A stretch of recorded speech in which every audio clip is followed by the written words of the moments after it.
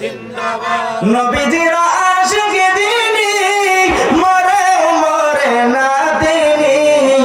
কাপড় পরে ঘুমিয়ে আছে গৌসুরে যুবক দাঁত কাপড় পরে ঘুমিয়ে আছেন গাউসে পাকে বুগদা জিন্দাবাদ জিন্দাবাদ নবীর সেনা জিন্দাবাদ জিন্দাবাদ জিন্দাবাদ নবীর সেনা জিন্দাবাদ ভাইসা হুজুর কি গজলগুলো বলতো না জি শুনছেন তো এই গজলগুলো শুনতেন ভালো লাগতেছে না খারাপ লাগতেছে আলোচনা চলবো নাকি মনে ধরে নিতাম আপনারা যতক্ষণ কইবেন এতক্ষণই করবো কয়টা পর্যন্ত চলতো ভাইসা সারা রাত তারপর যে ঠান্ডা হয়ে যাবো ও না দেখছেন কি পাগলা বলি বুঝছিস কা এত তো দিয়ে আমার 12টা বাজালে একটা করে 12টা আরেকটা করে সারা রাত যাক ভাইসা আপনারা যে সারা রাত কইছেন এই আওয়াজটা আমার আল্লাহ শুনছেন আল্লাহ ফেরেশতা রে এদের না শয়তান লাগছে এদের মাহফিল না নিত আর এদের দুই কাজ আমরা সারা রাত শয়তান রে 12টা বাজে দিস শয়তান কইতে কিছু লাগছিলাম পারলাম না আমার দুই কাজ সারা রাত শয়তানে কি কোন বেজার হইছে না হ্যাঁ আজকে এক পোটলা বিরিয়ানি দিয়ে দিও না খালি যেতে আল্লাহ যা করছে বিশাল আসলে সারা একদম মাহফিল হইতো না কিন্তু সারা রাত কইছেন আমার আল্লাহ কয় ফেরেশতারা এটি কোন নবীর উম্মত জানোস কিনা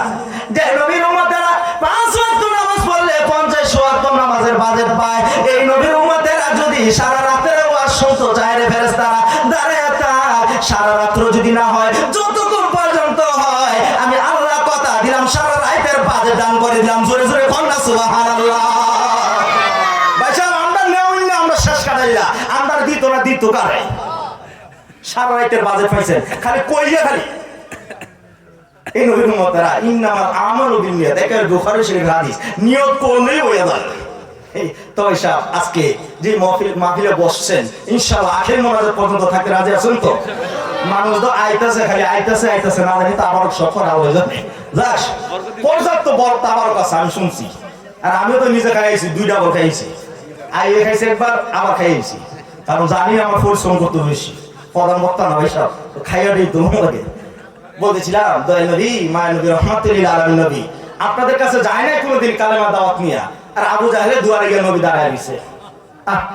কেমন দামি মেহমান যে নবীকে নেওয়ার জন্য আমার আল্লাহ পর্যন্ত জিবরাইল ভাড়া দেয় নবীর দুয়ারে আর এই নবী খারে দিছে আবু জাহেলের দুয়ারে আবু জাহেল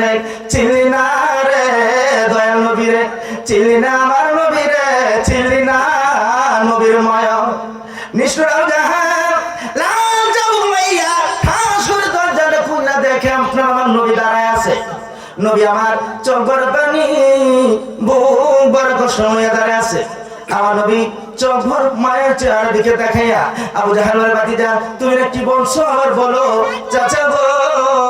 আমি বলছিলাম যে আমার মা নাই বাবা নাই চাচা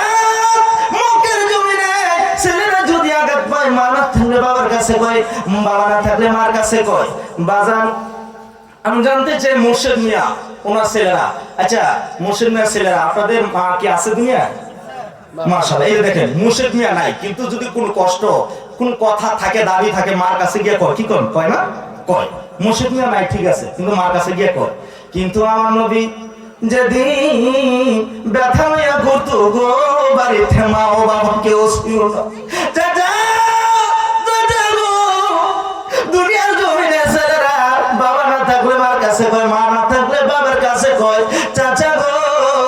আমার বাড়িতে মা নাই গো বাবাও নাই চাচা গো আমার কালিমার দাওয়াতটা যদি পড়ো আমি তো মক্কার জমিনে কালিমার দাওয়াত দিতে গেলে যুবকেরা আমার মারে এরা যুবকেরা কোন অন্তরের যুবকেরা রে তোমাদের মাকে তোমাদেরকে কোন মা